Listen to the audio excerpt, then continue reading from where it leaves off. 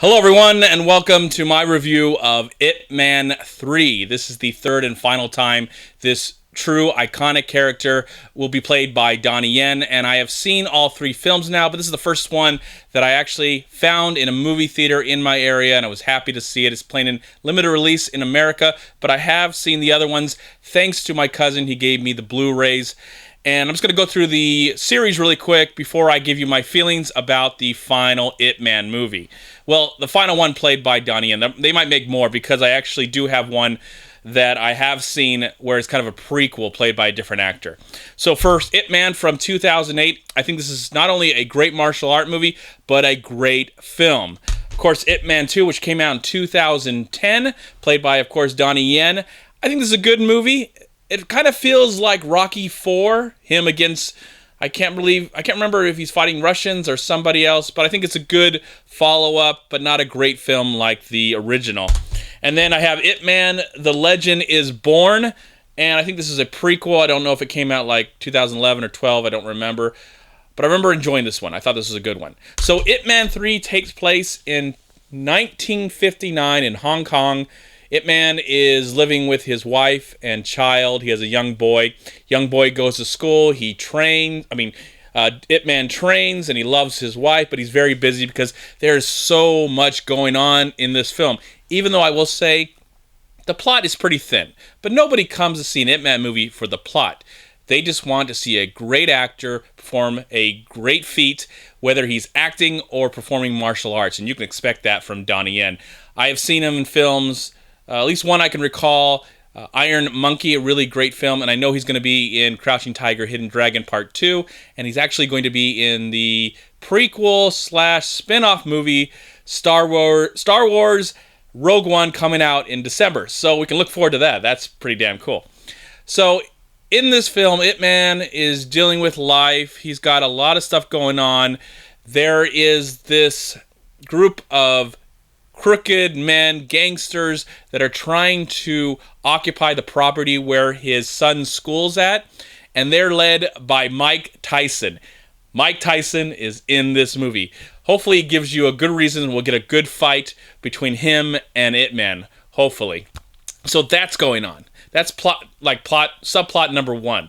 Subplot number two is, oh my gosh, did I forget what subplot number 2 is? Oh yes. So subplot number 2, there's this man who's also a master of the arts, and he wants to be considered the best in this community. Now, Ip Man is considered the best at what he does, but he's a humble man. He's a family man.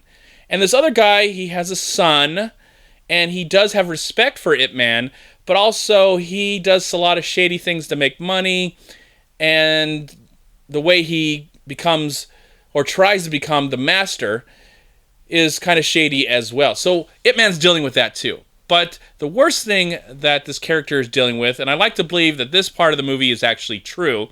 I don't know about the rest of the film because the movie deals with fantasy and truth. But in the final plot, which I think is the most important one, he finds out his wife is dying of cancer, and he's so busy that he forgets her sometimes. He loves her, he cares about her, but he's just trying to save the day. He's trying to fight off the gangsters, try to get along with this rival man who wants to take his his kingdom away somewhat. Even though Ip Man, I don't think he feels like that's important to him. I think he feels like what's mainly important is to keep his family safe and his community safe. That's what's really important. So he's dealing with that.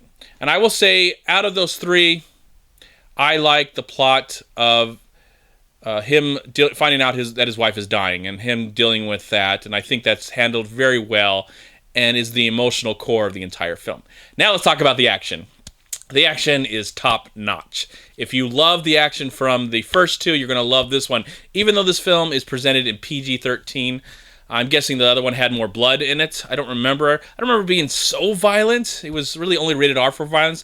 But this one has all the action you want, all the great fighting sequences, and they're handled by the man who's worked in America and his own country. He directed Iron Monkey.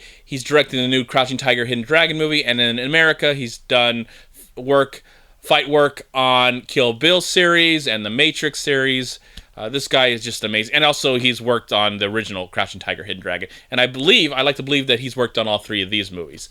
It shows, it's beautiful, it's shot well, cinematography is great. But let's talk about the main fight that we're all waiting to see. I'm not going to tell you how it gets there, because again, the plot is pretty thin. It's not really that important. Almost it feels like it's not really important. The only plot that I felt that was important again was the love story. I actually felt it was a really great love story that really kept me involved and waiting for the next action sequence. So when the fight happens between Donnie Yen and Mike Tyson, it is well worth the wait. The way it's handled, the way it's shot, you get to see every punch. And Mike Tyson's acting, of course, terrible. It's a terrible aspect of the movie. But you're not there to see that. You want to see him fight Ip Man. And it's the best fight sequence in the entire film, in my opinion, when it comes to the 2 guys. I think there's another fight sequence that happens near the end, and there's some great fight sequences that happens with multiple actors, and that's all just incredible. It's mind-blowing and so intense and exciting, and that's what you're there to see. You don't go into a movie like this expecting a deep plot, and you really don't get it here. But what you get here is a sweet love story and some amazing fight sequences. And the fight between Mike and Donnie is worth the price of admission alone. I'm glad I saw it in the theater. I think this is a solid conclusion to this series. It's a great trilogy of films, and I hope to own it on Blu-ray or some format, whatever comes out new when it comes out this year, hopefully. I hope that more people get a chance to see it before it's gone, because it is a small release. It's not a big release, but it's nice to have something like this in January. I'm assuming it was a wider release last year, but in America, it's a pretty small release here in 2016. And I think if you're a fan of the series, you owe yourself to support this film and go see it in the theater. But if you can't, please check it out.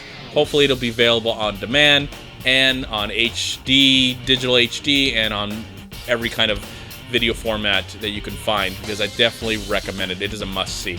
For that, I'm going to give Ip Man 3. I'm going to give it 3.5 stars out of 4. Thank you so much for watching. Please like, comment, and share this video. And also, please check out these amazing movie websites. And if you enjoyed this review, please click here to subscribe to my channel, and also please check out all my recent reviews right here on YouTube. Have a great day, live film, find peace, happiness, and harmony in anything and everything you do, and I'll talk to you at my next movie review.